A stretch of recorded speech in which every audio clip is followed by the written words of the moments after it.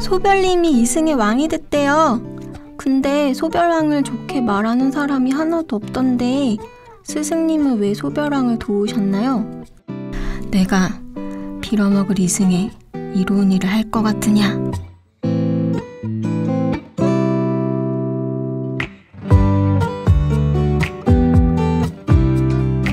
어른과 아이, 그 사이 어디쯤에서 고군분투하고 있을 우리들의 사춘기에 대해 책으로 이야기를 나누어 보는 우리가 사랑하는 사춘기 우사사 52번째 이야기를 지금부터 시작하겠습니다.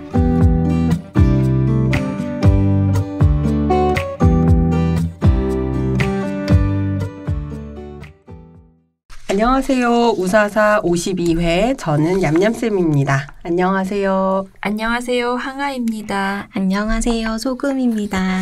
네, 오늘 저희가 다룰 책은 신과 함께 신화편 3권입니다. 원래 웹툰이었고요. 주호민 작가의 책으로 단행본으로 나온 거를 저희는 읽었는데요. 항아님의 책 소개 들어보고 함께 이야기 나누어 보도록 하겠습니다. 네, 신과 함께 신화편은 주호민 작가가 2012년에 네이버에 연재했던 만화를 종이책으로 출간한 것입니다. 영화화되었던 신과 함께의 저승편과 이승편은 이 신화편을 바탕으로 펼쳐낸 본격 창작 만화이고요. 신화편은 우리나라 전통 신화를 소재로 그 기본 줄거리를 살리면서 구체적으로 장면화하고 웃음 코드를 첨가해서 만화로 만든 작품입니다. 우리나라 신화는 건국 신화 외에는 사실 많이 알려져 있지가 않습니다. 많은 분들이 그리스 로마 신화는 알아도 대별왕, 소별왕 이야기는 잘 모르시잖아요. 우리나라에도 사실 창세 신화가 있고 수많은 전통적인 신들에 대한 이야기들이 전해지고 있는데요. 그 대부분이 무속신앙과 관련되어서 무가 같은 걸로 전해졌기 때문에 널리 알려지지 못했던 면이 있는 것 같습니다. 역사의 일부분으로 다루어진 건국신화와 달리 학교 교육에서 적극적으로 다루지 않았던 이유도 있을 것 같고요. 그렇지만 전통사회에서 이런 신들은 단지 특정 종교의 이야기라기보다는 그저 문화의 일부로 받아들여지는 그런 것이었을 거예요. 신과 함께 신화편은 세상이 생겨나는 창세 신화로부터 시작해서 대별왕, 소별왕의 이야기와 염라대왕과 저승차사 이야기, 사라도령과 한락궁이 이야기, 성주신 이야기, 녹두생이와 강림의 이야기를 들려줍니다. 우리 신화에서는 태초에 아무것도 구별되지 않는 혼돈이 있었는데 그 혼돈을 찢고 거대한 신이 나타나서 하늘과 땅을 나누었다고 합니다. 또 다른 한 거신의 머리에 박혀서 뜨거운 빛과 차가운 빛을 뿜어내던 4개의 해와 달이 있었는데요. 그것을 뽑아서 하늘로 던지면서 그 가운데 인간의 세상이 생겨나고 생명이 움텄다고 전해집니다.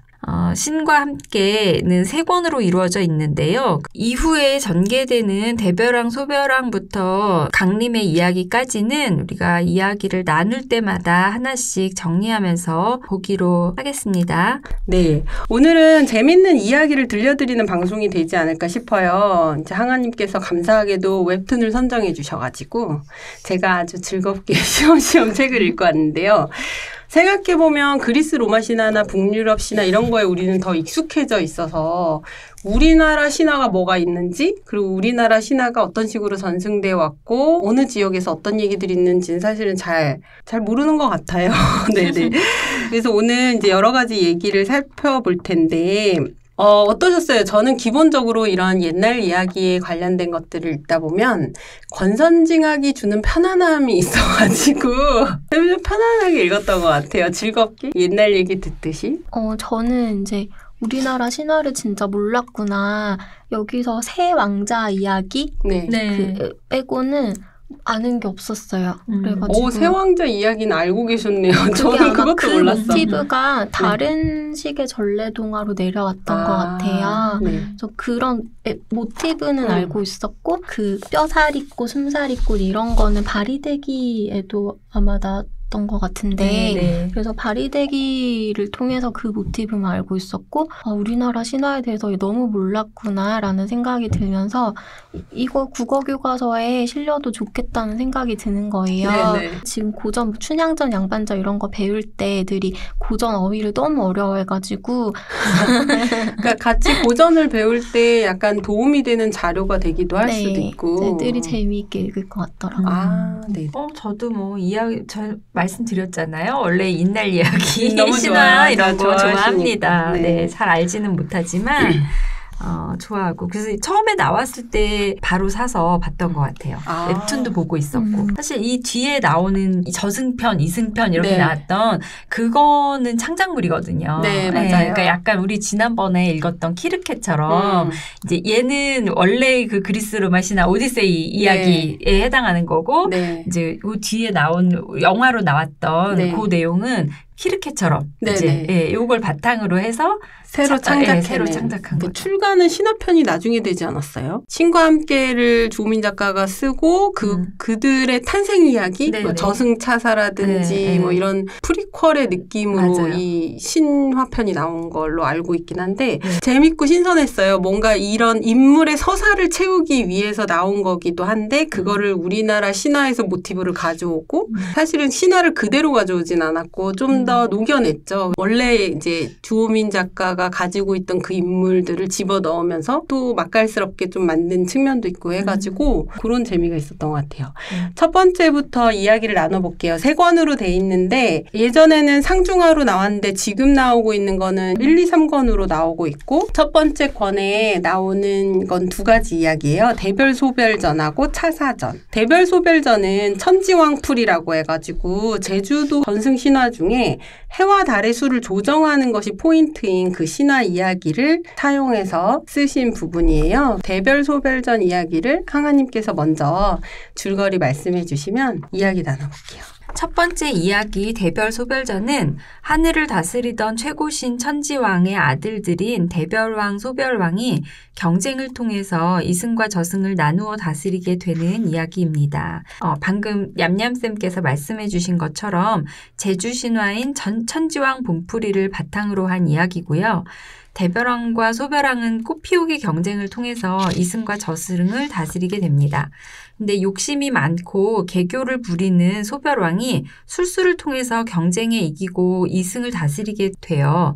대별왕은 저승을 다스리게 되고요. 이 두 신은 2개씩이던 해와 달을 할로 쏘아서 하나씩만 남기고 하늘의 별을 만들어서 사람들이 편하게 살 수 있는 환경을 만들어주기도 합니다. 네. 인트로에서 소금님께서 읽어주신 부분이 소별왕이 왕이 됐을 때의 얘기예요. 소금님의 연기. 네.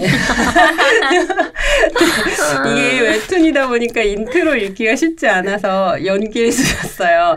그 마지막 부분에 꽃감관이 사실은 이 꽃을 먼저 피어내는데 도움을 준 천상계의 꽃을 모두 다스리는 그 꽃감관이 그러니까 소별이라는 그 신이 더 이렇게 간악한데도 불구하고 도와주죠. 이승의 신이 되도록 이제 그 부분이 마지막에 짜잔 내가 이승의 이로운 일을 할 것 같으냐 뭐 이러면서 나오는 부분인데요. 네, 인트로 재밌게 들었고요, 소금이.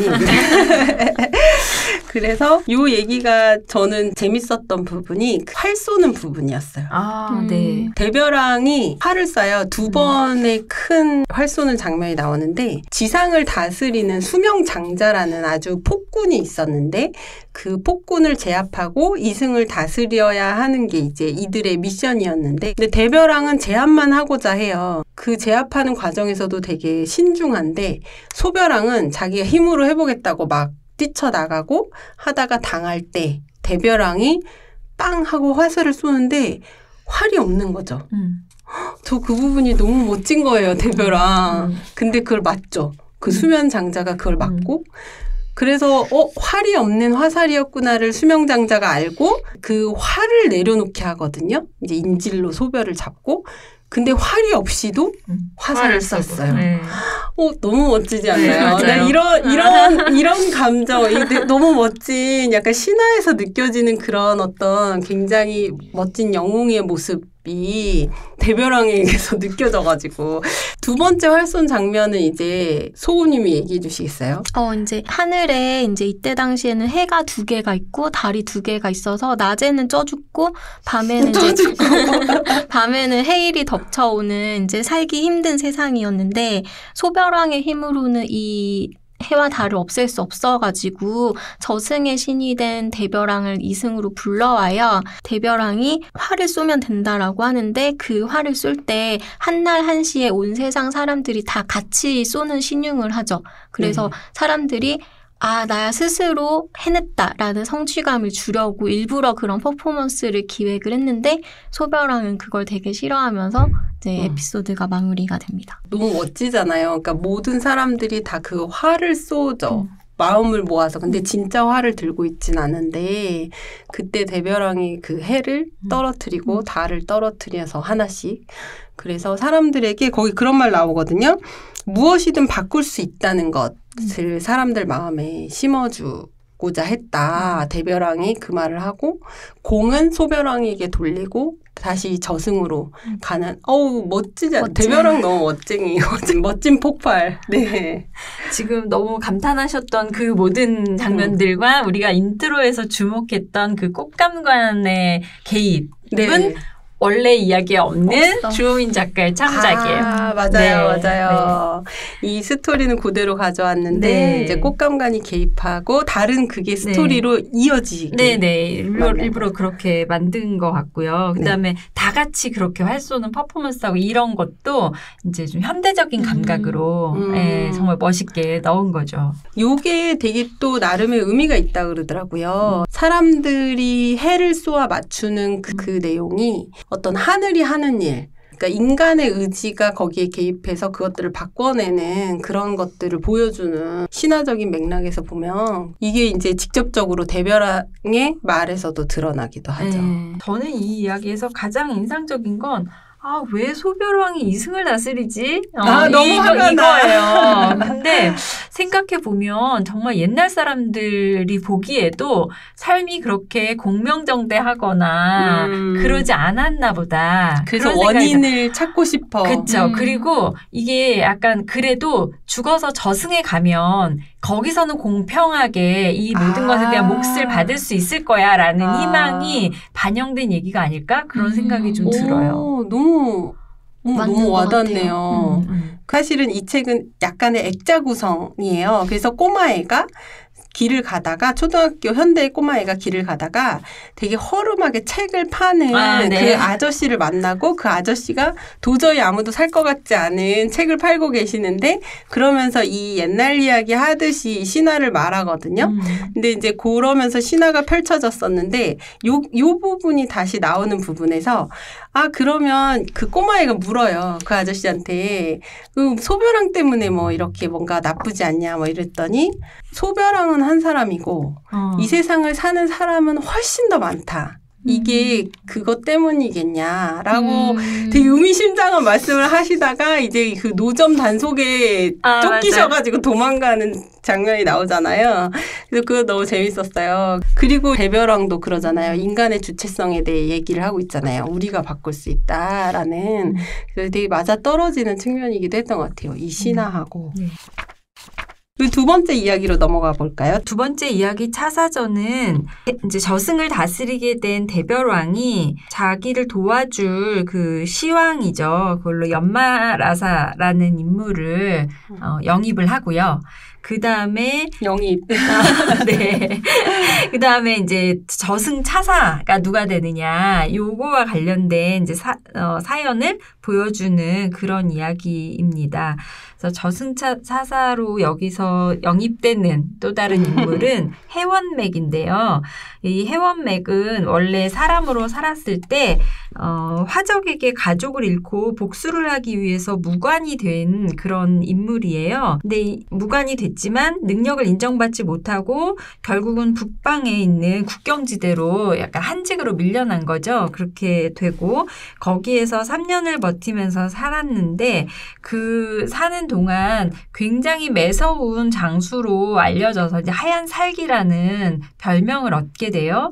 근데 어느 날 그 또다시 오랑캐를 막 무찌르려고 이렇게 막 다니다가 어린아이들을 발견하게 되고 이 어린아이들의 삶을 이제 목격하게 되면서 이 아이들이 부모가 없고 자기들끼리 살고 있고 오랑캐이기는 하지만 굉장히 연약하고 불쌍한 아이들이라는 생각이 들어서 도와주다가 이 내막이 자기에 의해서 부모를 사실은 잃은 아이들이다라는 거를 알게 돼요. 예, 그래서 계속 이 아이들을 보호해주고 죄책감을 갖고 그렇게 살다가 새로 부임해온 대장에 의해서 이제 이 아이들을 다 토벌하겠다라는 계획을 이제 명령을 하달받게 되고요. 장군으로부터 아이들을 보호하려고 하다가 결국 자기 자신이 목숨을 잃게 되고 그 목숨을 잃고 나서 저승차사가 되는 그런 이야기입니다. 저승차사인 해원맥의 프리퀄. 어떻게 해서 저승차사가 되었는가가 나온 부분인데요. 이 얘기도 정말 너무 재밌었던 것 같아요. 근데 이 부분은 이제 신과 함께 영화 2탄 인과 연편에 많이 각색이 돼서 들어갔어요. 그러니까 북방 오랑캐 출신의 여자아이와 이제 거기서 만난 이덕춘이랑 도와주는 스토리랑 이런 거는 있는데 영화랑 이제 스토리 라인이 많이 다르긴 한데 어느 정도는 비슷한 거. 아, 그래요. 이거는 사실은 우리 신화에 해원맥과 이덕춘이 있어요. 되게 많은데 저승차사가 그 중에 3인방. 제일 유명하고 제일 중요한 역할을 하는 3명이 우리가 제일 많이 알고 있는 강림하고 해원맥하고 이덕춘하고 이렇게 셋이 3인방이에요. 저승차사 3인방. 네. 정말 몰랐는데 기억했죠. 근데 해원맥과 이덕춘은 사실은 전해지는 구체적인 이야기가 없는 것 같거든요. 네, 그래서 강림에 대한 거는 긴 스토리가 실제로 있고 그래서 아마 대부분 창작이 아닌가 하는 생각이 들어요.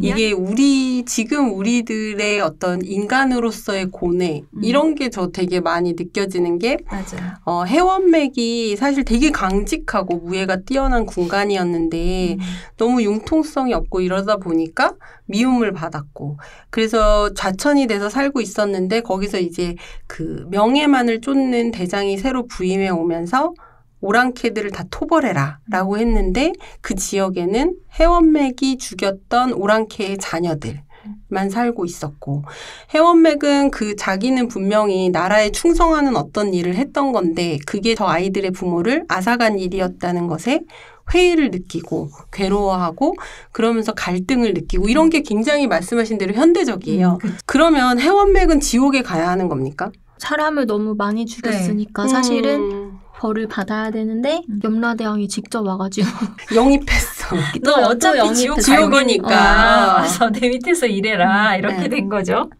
그러니까 우리가 생각하는 지옥이라는 게 뭔가 저는 이 생각도 되게 많이 했어요. 그러니까 지옥이라는 것이 우리가 이제 살면서 저 사람 좋은 사람이야, 나쁜 사람이야 라는 그런 기준은 지옥에서의 기준과는 또 되게 다른 거죠. 천상에서의 기준과는 좀 다르고. 근데 그것도 인간들이 판단하는 어떤 선악의 기준이라는 것이 좀 문화적인 게 있잖아요. 네.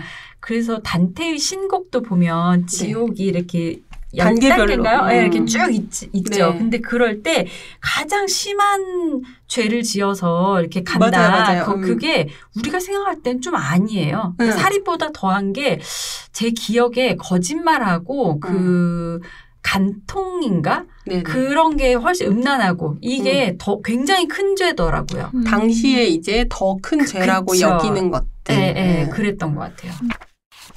2권으로 넘어가면 이제 한락궁이전하고 성주전이 나와요. 그래서 한락궁이전부터 먼저 얘기를 들어볼게요. 한락궁이전은 하늘나라 꽃감관이 된 사라도령과 그 아내 원강아미의 사연을 바탕으로 아버지를 찾아가고 어머니를 환란에서 구하는 한락궁이의 활약이 펼쳐지는 그런 이야기입니다. 아들을 낳기 위해서 천년장자의 집에 혼자 남게 된 원강아미를 핍박해서 죽인 천년장자에게 서천꽃밭에서 가져온 웃음꽃, 울음꽃, 싸움꽃, 술의 악심, 멸망꽃으로 복수하는 장면이 아주 압권입니다. 이후에 그 복수를 마치고 나면 활락궁이는 뼈살이, 피살이, 살살이, 숨살이, 혼살이 꽃으로 원강아미를 살리고요. 하늘에 같이 올라가서 가족이 상봉을 하고 아버지의 꽃감관직을 이어받게 됩니다. 이 사라도령은 어려서부터 식물을 되게 좋아하고 관찰하고 연구하는 재능을 갖고 태어났죠. 우리가 인트로에서 읽었던 그 꽃감관의 탄생 이야기이기도 하고 그 꽃감관이 이제 아들의 대로 넘어가게 되는 그 과정이 나오는데 여기서 되게 인상 깊었던 거는 약간 로드무비 같다라는 느낌? 우리 옛날 얘기로는 어떤 노정기라는 이름들이 붙는 것 같아요. 근데 아버지를 찾아가고 사라도령이 꽃감관이라는 직을 수령하기 위해서 아주 고된 길을 떠나는데 원강아미가 같이 떠났다가 아기를 이제 몸을 풀기 위해서 천년장자의 집에 머물게 되잖아요. 그 과정에서 어렵게 찾아가는 그 사라도령의 모습, 그다음에 원강아미가 다시 아들이 클 때까지 기다렸다가 아들이 이제 식물을 막 키우는 어떤 재능이 있는 걸 보고 아비를 찾아가라 하는 그런 것도 굉장히 약간 익숙한 구조였어요. 아들이 아버지를 찾아가는 그 길. 이런 거는 동서양을 막론하고 되게 많이 나오는 모티브인 맞아요. 것 같아요. 그다음에 시원하게 복수도 하죠. 아들이 이제 자기 어머니 생마였던 천년장자가 어미를 괴롭히잖아요. 이제 그걸 다시 돌아와서 복수하고. 근데 복수했는데 막내딸을 남기잖아요. 저 남기지 말았어야지. 꼭 남겨서 이야기를 이어지게 만들어가는 그 장면도. 네. 그 부분이 좀 인상 깊었어요. 그러니까 우리 조상들이 생각하는 복수라는 것이 바로 그 사람을 죽이는 것 또 복수의 일부 하나가 될 수 있겠지만 막내딸을 살려놓고 너가 내가 겪은 고통을 평생 동안 겪어라. 마음의 지옥에서 살아라. 라고 하는 게 신박한 복수. 안 돼요. 그러면 안 돼. 그러면 복수는 복수를 낳을 뿐이고 나중에는 그 막내딸이 얼마나 난리를 칩니까? 그렇죠. 또 다른 악의 얘기. 씨앗이 되죠. 네, 악의 씨앗이 되잖아요. 네, 저러면 안 되는데 이러면서 제가 읽었거든요. 근데 여기서는 어쨌든 나쁜 짓을 먼저 하긴 했지만 이렇게 복수하면서 죽이잖아요. 근데도 천상의 꽃감관이 되잖아요. 그러네요. 네, 뭡니까? 앞에 차사전이랑 좀 안 맞지 않아요? 왜냐하면 살인죄가 제일 큰 거 아니었어요. 덕춘이는 해원맥도 살리고 동생들도 살리기 위해서 살인을 한 건데 어쨌든 그러네요. 사람 죽였으니까 정당방위였잖아요. 정당방위. 참장이 안 돼. 안 죽이면 자기가 죽으니까 살려고 죽인 건데 지옥 가야 된다 그러고 한락궁이는 사람을 이렇게 많이 죽였는데 천상의 꽃감관이 됐어요. 근데 한락궁이가 직접 죽이지는 않았죠. 그들이 서로 싸워서 죽게 된 거죠. 그 점에서 차이가 있네요. 그들이 갖고 있는 악의 본성을 약간 끄집어내서 이용한 머리를 좀 더 썼어야 되는 거예요. 내 손에 피를 묻히진 않았다. 그리고 사실은 아까 그 차사에서 해원맥이랑 이덕진이 저승에 원래 가고 뭐 이런 지옥에 가야 되고 이거는 사실은 현대 스토리라서 원래는 잘 모르겠네요. 그렇죠. 그런 측면에서 기준이 다른 거는 사실은 이야기 자체가 다른 시대에 창작됐으니까 그런 것도 있는 것 같아요. 깨달았습니다. 그리고 고전 옛날 이야기들은 보면 지금 우리가 생각하는 것보다 복수에 대해서 훨씬 더 관대해요. 그러니까 복수를 많이 하죠. 마땅한 거다. 마땅한 거다. 그런 생각들이 좀 이야기 속에 많이 있는 것 같거든요. 그렇죠. 예전에 고조선의 8조 금법 막 이런 거 보면 똑같이 죽이고 뭐 그런 거 나오잖아요. 그리고 중국 문화도 보면 왜 복수를 위해서 뭔가를 하는 거 되게 정당하게. 일단 복수하려면 중국은 스케일이 커서 일가 친척을 다 죽이고 시작하니까. 네. 그러니까 이게 인간에 대한 어떤 인권이라든지 생명에 대한 존중 이런 의식은 굉장히 근대적인 거여가지고. 그렇죠. 그래서 이런 책을 읽을 때 아이들하고 읽을 때 이게 너무 잔인한 장면들이 나오는 것들을 어떻게 여기서 보면 되게 잔인해요. 서로 물어뜯고 죽이게 하잖아요. 좀 너무 잔인해서 지금의 감수성으로는. 지금 말씀하신 부분이 한락궁이가 천년장자에게 복수하려고 마지막에 술의 멸망 악심꽃을 피워가지고 이 꽃을 보면 사람들이 쉽게 말하면 좀비가 되는 거죠. 맞아요. 좀비가 돼 서로 잡아먹어서 죽이는 건데 저는 이거 보면서 애들이 좋아하겠는데라고 생각했거든요. 애들은 좋아하겠죠. 좀비물인데. 좀비물. 애들 신비 아파트 이런 것도 너무 좋아하고. 맞아요. 애들 흥미진진하겠죠. 잔인한 거에 대해서도 이제 그렇지만 지금 우리가 갖고 있는 윤리감각으로 잘 안 맞아서 바꾸고 싶은 이야기들이 되게 많잖아요. 걱정되고 그런 것들을 순화하는 게 교육적이야 라고 여기는데 역사적으로도 보면 그런 노력들은 계속 있어 왔거든요. 근데 그게 항상 좋은 결과만을 낳았던 것 같지는 않아요. 그래서 항상 고민인 것 같아요. 네. 오히려 좀 자기적인 틀 안에서만 이렇게 했을 때 마음의 건강성을 좀 잃어버릴 수도 있지 않나? 저는 그런 생각을 하거든요. 이거 지금 사라도령과 한라궁이 이야기는 이공본풀이라는 네. 그 제주도 무가 네. 내용이에요. 원래 무가에는 한라궁이 이야기가 훨씬 더 많이 구체적으로 펼쳐져가지고 그 얘기도 재밌거든요. 그래서 한번 뭐 그런 거 찾아보시는 것도 천년장자가 한라궁이도 굉장히 못살게 굴어서요. 네. 똑같이 종으로 부려요. 그래서 네. 뭐 낮에는 나무를 50바리를 해와라. 밤에는 막 새끼를 50발을 꽈라. 막 이런 걸 시키기도 하고 막 돌밭을 읽어가지고 좁쌀을 막 다 뿌리고 오라 그래요. 오늘 하루에. 그래서 너무 힘들게 해서 동물의 도움을 받아서 밭을 일구고 좁쌀을 뿌리거든요. 그랬더니 내가 나를 잘못 잡았다면서 오늘 뿌리는 거 아니라고 다시 다 주워 오라 그래요.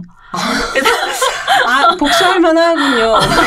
그래서 한라궁이가 가가지고 그거 하나하나 진짜 죽는데 개미들이 도와줘요. 약간 콩쥐팥쥐 같은 그쵸, 느낌이네요. 콩쥐팥쥐도 돌밭 가는 게 있었던 네, 것 같은데. 맞아요. 그 옛날 이야기들하고 많이 겹쳐요. 네. 정말 한스럽네요. 복수를 안 할 수 없다. 이런 무속 신화의 재미들 있잖아요. 지금 보면은 제주도에 어떤 무당 굿할 때 처음에 풀이하고 그 이제 약간 이런 굿에 많이 남아 있나 봐요. 학교에서도 이런 무가에 담겨 있는 신화를 잘 가르치지 못하고 종교적인 좀 그런 문제 때문에 그런 부분이 좀 아쉽긴 한 것 같아요. 이것도 그렇죠. 우리의 문화적 자산인데. 이야기 자산으로서 받아들이는 거 재밌을 것 같아요. 이런 게 구전으로 내려올 수 있는 방법이 그쪽이었겠죠. 네 번째 얘기는 성주전이에요. 성주전에서는 저승의 대별궁의 대들보가 돌풍으로 무너져요. 이제 저승의 염라가 이승 최고의 목수인 황우양을 데리고 오겠다라고 하면서 황우양을 찾으러 가는데요. 이 황우양이 어떤 인물이냐면 진짜 최고의 목수였던 거예요. 근데 이 황우양에게는 망막부인이라는 정말 너무너무 그렇게 금술이 좋을 수가 없는 아내가 있었어요. 그래서 둘이서 알콩달콩 살고 있었는데 염라대왕의 명을 받으니까 안 갈 수가 없는 거예요. 그리고 약간 기질적으로도 그런 어떤 훌륭한 그러니까 저승의 대별궁을 짓는다는 건 굉장한 명예이기도 하잖아요. 이제 약간 그 마음을 망막부인이 읽고서 엄청나게 멋진 장비를 마련해주고 갔다 와라 라고 말을 하죠. 그래서 황우양이 아내가 걱정이 되긴 하지만 이제 얼른 가서 만들고 와야지 하고 떠납니다. 근데 가는 길에 어떤 소진왕이라는 악기를 만나는 거죠. 괴물 같은. 근데 이 소진왕은 변신에 능해요. 그래서 소진왕이 황우양을 속여가지고 자기 지금 대별궁 갔다 오는 길이다 이러면서 황우양의 정보를 캐낸 다음에 망막부인이 혼자 있는 걸 알고 황우양의 모습으로 망막부인을 찾아갑니다. 황우양은 불안하지만 대별궁을 열심히 지었고요. 근데 소진왕은 망막부인에게 남편인 척하고 갔지만 망막부인이 또 금세 눈치를 채요. 남편이 아니라는 점을. 그래가지고 소진왕이 이 망막부인을 새장에 가둬놓고 있는 상태에서 황우양이 집으로 돌아옵니다. 그래서 이런 상황을 파악하게 되고 소진왕을 무찌러서 장승으로 만들어버려요.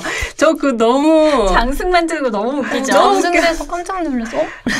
네. 그래서 장승 안에 얼굴만 딱 나오게 하고 몸을 가둬버리는 거예요. 그래서 뛰어난 목수의 이 실력. 네. 그리고 이 장승이 이렇게 생겨났구나. 이런 재미. 이러면서 소진왕이 얼굴도 너무 웃기게 생겼는데 장승 안에 들어가니까 진짜 너무 약간 빵 터졌는데요. 이걸 보고 이제 저승월 왕이 미안한 거예요. 이런 일을 겪었잖아요. 그래서 대벼랑은 아까 초반에 말했지만 대벼랑은 멋진 폭발이기 때문에 와서 이제 너무 미안하다 그리고 감사하다 뭐 이런 얘기를 하면서 황후양하고 망막 부인에게 집을 수호하는 신이 되어주기를 부탁하고 그래서 황후양은 대들보를 지키는 성주신이 되고 망막 부인은 집터를 지키는 터주신이 돼서 이제 액을 막아주고 복을 내리는 일을 할 수 있게 된 거죠. 굉장히 훈훈하고 따뜻하고 재밌는 얘기였어요. 너무 약간 흥미진진하기도 하고. 원래 신화에서도 장승으로 만들어요. 원래 신화에서도 네. 장승을. 근데 그게 약간 시각화가 되니까. 네. 그리고 이게 너무 재밌었어요. 너무 재밌죠. 진짜. 이게 근데 영화처럼 약간 실사로 보면 징그럽고 힘들었을 텐데. 그쵸. 네네. 근데 이게 웹툰으로 약간 장승 안에 싹 박아놔 버리니까 재밌고, 네, 그런 측면이 있었던 것 같아요. 저는 여기까지 읽으면서 원강함이도 그렇고 망막 부인도 그렇고 우리 신화에 나오는 여성 캐릭터가 되게 현명하고 호락호락하지 않고 되게 호락호락하지 않아요, 진짜. 강단 있는 캐릭터들이 나오는구나. 씩씩하고. 네, 그래서 이거는 공주 이야기와 다르게 여자아이들에게 읽혀도 좋을 것 같다 그런 생각이 들었어요. 맞아요. 황후양 씨의 그 어마어마한 장비들 다 망막 부인이 만들어주거든요. 네, 맞아요. 그리고 이런 얘기를 읽으면 우리가 학교에서 배우는 고전을 이해할 때도 되게 도움이 되겠다는 생각이 들었어요. 저는 이제 고전 이야기들 중에 뭐 대들보와 성주풀이 그러니까 약간 그런 용어들이 나올 때 잘 와닿지 않고 지금 현재의 문화가 아니니까. 근데 이게 어떤 스토리나 이런 걸로 탁 오니까 약간 옛날 이야기나 고전 문학들을 다시 읽었을 때 그런 부분들이 나오면 훨씬 그 정서를 이해하는 도움이 되겠다라는 생각도 들어가지고 이런 옛날 이야기가 되게 유익하구나 이런 것도 생각했던 것 같아요. 너무 교육적으로 얘기해서 죄송하고요. 이건 병이라서 어쩔 수 없고요. 네. 그 다음에 나오는 5번째 이야기는 녹두생이전인데요. 등장인물은 남선비와 여산부인, 녹두생이 노일자대입니다. 녹두생이는 7형제의 막내인데요. 그 아버지 남선비는 쌀장사를 떠났다가 노일자대라는 여인에게 빠져서 재산을 모두 탕진하고 노일자대가 주는 약을 먹고 장님까지 되었어요. 돌아오지 않는 남선비를 찾으려고 아이들을 두고 여산 부인이 그 노일자대가 있는 곳으로 떠납니다. 그래서 가서 만났는데 여산 부인까지도 노일자대에게 죽임을 당하게 되죠. 남선비에 도착한 노일자대는 생각과 달리 남선비네 집이 부자가 아니고 가난한 집이라는 걸 알고 너무너무 약이 올라요. 그래서 7 아들들을 차례로 다 죽이고 남선비까지 죽일 계획을 세우죠. 근데 아들들의 기지로 정체가 다 탄로가 나고요. 결국 노일자대는 측간에서 목을 메어서 죽게 됩니다. 녹두생이는 천지왕을 찾아가서 어머니를 살려내고요. 마침내 여산 부인은 조왕신이 되고 6 아들은 오방신장, 뒷문신, 녹두생이는 문왕신 이렇게 좌정하게 되는 그런 이야기입니다. 노일자대가 측간신이 되는 게 가장 놀랍기도 너무 하고 무서워요. 노일자대가 되게 좀 불쌍하기도 하고 아니 그렇습니다. 너무 나쁜 사람이잖아요. 맞아요. 너무 무섭고 왜냐하면 막 약 먹여서 봉사 만들고 계략을 짜서 자식들을 막 죽이려고 하고 근데 그런 사람이 측간에 있다니. 그 화장실 그래서 좀 무섭지 않아요? 맞아요. 화장실 좀 무섭네요. 그래서 측간이. 화장실이 무서운 여러 가지 이야기 나온 거 아니에요? 혹시 빨간 종이 줄까 파란 종이 줄까 막 이러면서. 지금은 물론 다 이렇게 집안에 있고 화장실이 이렇지만 그래서 내가 측간이 옛날부터 무서운 이유가 있었어. 더러워서 무서운 줄 알았는데. 노일자대가 진짜 악독한 게 이제 여산부인으로 변장해서 와가지고 자식들을 다 죽이려고 할 때 칭병을 하면서 막내 아들의 간을 먹어야 낫는다고. 네. 근데 그거를 믿는 남선비는 뭡니까? 그러니까. 제 말이요. 남선비 뭡니까? 진짜. 자식을 해쳐서라도 부인을 살려야겠다라는 아빠의. 그래서 이제 작가도 나중에 다 잘 됐는데 남선비 어떻게 됐냐고 알바냐 이러면서 알바 없다 이런 사람들은 뭐 이렇게 작가가 저는 그 녹두생이가 이제 7 형제 중에 막내인데 제일 이제 총명하고 그래서 노일자대의 본성도 알아보고 저기 하늘나라도 갔다 오잖아요. 네. 그래서 왜 우리나라 신화에는 전래동화의 막내가 막내가 주목받는 캐릭터인 게 많은 것 같아라는 생각이 들었어요. 가장 현명하고 그래서 형들을 좀 이끌고 뭐 이런. 네, 마지막으로는 강림전이 나오는데요. 강림전도 되게 재밌었던 것 같아요. 원래 남자는 70, 여자는 80으로 수명이 정해져 있었대요. 이것도 되게 사실은 되게 흥미로웠는데 근데 그 정해져 있던 수명이 제각각이 된 이유가 여기서 또 나오기도 하고 강림이라는 사람이 저승차사가 된 과정이 나오는 어떤 약간 보면 어떤 두 가지의 이야기가 막 이렇게 섞여서 나오는데요. 동경국이라는 나라의 범우랑에게 세 아들이 있었어요. 이 세 아들이 명이 짧았던 거예요. 그래서 동자승이 돼서 절에 들어가 있으면 죽음을 피할 수 있다. 이야기를 듣고 왕이 이제 절로 보냅니다. 저승의 신들이 와서 이 세 아들을 데리고 가려고 하는데 절에 있다 보니 그걸 침범하지 못해요. 그래가지고 죽음을 피했는데 사실은 한 3년 정도 더 머물러야 본래의 수명을 되찾을 수 있었는데 이 세 아들이 좀 너무 나가고 싶은 거예요. 그래서 저승사자들만 피하고 자기들은 이제 다시 속세로 나가겠다 하고 나오는데 그때 스님이 그렇다면 세 가지만 정말 조심해라 하면서 말씀을 하세요. 첫 번째는 광양 땅 김치고을에 가지 말 것. 그리고 두 번째는 어쩔 수 없이 가게 되면 까치못 우물을 마시지 말 것. 그리고 세 번째는 과양생이라는 집에서 머물지 말 것. 이렇게 세 가지를 당부하였는데 세 아들은 이제 예상대로 이 모든 걸 지키지 않습니다. 그래서 결국에는 그 마을에 가고 우물물도 마시고 과양생인의 집에서 자게 돼요. 근데 그 과양생인은 사실 초반에 나왔던 한락궁이가 복수했던 천년장자의 막내딸. 저희가 이 막내딸을 살려두면 안 되는데 라고 했던 그 살려뒀던 막내딸이었던 거죠. 그러니까 굉장히 도끼가 서려 있었겠죠. 이 과양생이의 깸에 빠져서 결국 죽임을 당하게 되고 과양생이는 이 셋을 모두 우물에 집어넣어 버려요. 근데 그 우물 옆에 세 가지 색의 열매가 열리는 풀이 자라게 되는데 과양생이가 이게 뭐지? 이러고서는 이제 먹어요. 그리고선 새 쌍둥이를 임신하게 됩니다. 과양생이는 이게 이제 외롭고 힘든 나를 위해 하늘이 내려준 자식이야 이러면서 낳아서 키우는데 매우 총명하게 크고 이 세 아들이 결국 15살이 돼서 과거급제를 하고 돌아와요. 너무너무 행복한 마음에 과양생이가 이제 아들 셋의 절을 받는데 그 절을 하면서 이 세 아들은 피를 흘리고 죽습니다. 굉장히 그러니까 고통스러움을 겪게 되는 거죠. 과양생이가. 그러면서 약간 이제 거의 더 미치게 돼요. 당시 그 김치고을에 강림이라는 사령이 있었는데 그는 되게 생활이 방탕했는데 힘이 굉장히 세고 관아일을 잘 맡아보고 있어가지고 이 사람한테 이제 그 관아에서 이 사건을 맡깁니다. 그래서 과양생이가 와가지고 맨날 난리치거든요. 내 아들이 죽인 이유를 밝혀내라. 누가 죽였는지 막 이러면서 난리치니까 할 수 없이 이제 이 사인을 알아보는 일을 맡게 된 거예요. 근데 사인을 알 수 없는 거죠. 그러니까 저승에라도 가서 알아오라고 이제 막 난리를 쳐요. 그래서 저승으로 강림이 떠납니다. 그래서 결국 염라가 오게 돼요. 염라가 오는 지경에까지 이르게 되고 그 사인이 밝혀지고 이제 자신 스스로 분을 못 참는 과양생이는 이제 터져 죽고요. 저 그거 되게 황당했는데 터져 죽고 이제 염라는 강림의 이제 이런 모습, 자신을 찾아와서 이런 모습을 보면서 나를 여기까지 오게 했으니 나에게도 대가가 있어야 되지 않느냐 하면서 그 고을 사령에게 강림을 달라 그래요. 이 얘를 데리고 가서 저승차사로 삼아야겠다. 이러면서.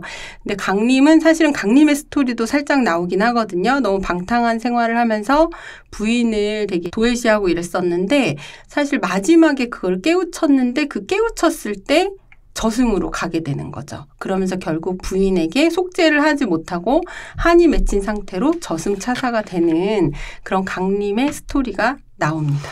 재밌지 않습니까? 되게 재밌었던 것 같아요. 근데 이런 모티브가 다른 전래동화에도 있었던 것 같아요. 제가 옛날에 어릴 때 읽었던 거는 어떤 사람이 사냥을 가서 동물을 세 마리를 죽였나 그랬는데 이제 맞아요. 그러고서 이제 자기가 아들이 셋이 생겼는데 너무 또 효자로 잘 크다가 한나람시에 다 급사하는 그러니까 동물을 죽인 벌을 그 고통으로 마음의 고통으로 갚는 거죠. 그렇죠. 그리고 요 강림전에서 보면 앞에서 나왔던 한락궁이 얘기도 연결이 되고 이제 여러 가지가 연결되잖아요. 저승차사들도 연결이 되고 지금 이 6편의 신화들이 서로 굉장히 많은 부분이 연결이 돼 있어요. 근데 이게 하나의 세계이기 때문인 것 같아요. 그래서 신화가 가지고 있는 세계상, 이런 창조가 저는 굉장히 재밌고 그리스 로마 신화도 마찬가지죠. 하나의 우리가 살고 있지 않은 어떤 세계를 창조해내는 거잖아요. 우리 신화 속에서 볼 수 있는 그 세계, 또 다른 세계상, 세계의 가치관, 그런 모습 이런 게 굉장히 인간과 연결되어 있으면서도 또 다른 모습을 보여주고 있어서 이런 창작의 느낌이 진짜 재밌고 매력인 것 같고 그런 생각이 드는 것 같아요. 오늘은 접어두고 싶은 페이지는 읽을 수가 없어서 웹툰이다 보니까 넘어가도록 하고요. 저 장면만 얘기하면 돼요. 네네네. 전 녹두생이전에서 녹두생이가 엄마를 살리려고 천상의 학을 타고 하늘나라로 가는데 갈 때 너무 힘드니까 학이 잉어를 7마리를 챙겨놨다가 내가 달라고 하면 중간중간 한 마리씩 줘 이랬는데 그쵸.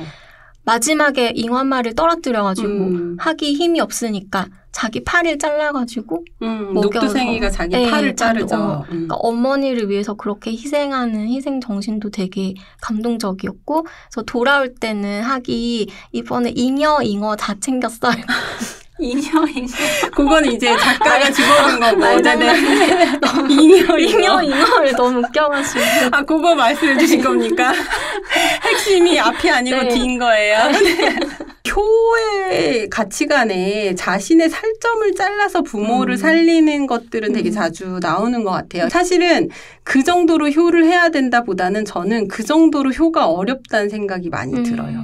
네, 그 정도의 고통을 감내하지 않으면 우리가 행하기 쉽지 않은 게 효인 것 같다는 생각을 살면서 많이 들기도 해서 네. 그걸 읽으면서 제주 신화에 대한 궁금증도 많이 생겼어요. 저는 그래서 제주 무속 구세서의 어떤 풀이의 이름으로 붙여진 이야기들, 그래서 저는 이 책을 읽으면 여기서 끝나지 않고 무속 신화나 구풀이나 뭐 이런 것들로 하나 둘씩 이렇게 생각이 번져나가고 이제 공부도 퍼져나가고 이러면 좋겠다라는 생각 많이 들었고요.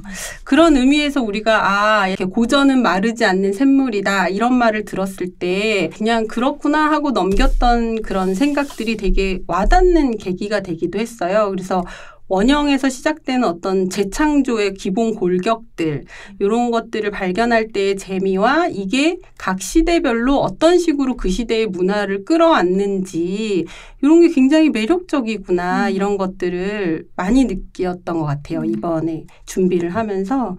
네, 오늘 우사사도 이런 한 걸음 한 걸음을 보태는 일이 되었기를 바라면서 인사를 드리겠습니다. 다음 시간에는 젊은 작가들의 단편 모음집 땀 흘리는 소설로 찾아뵈려고 해요.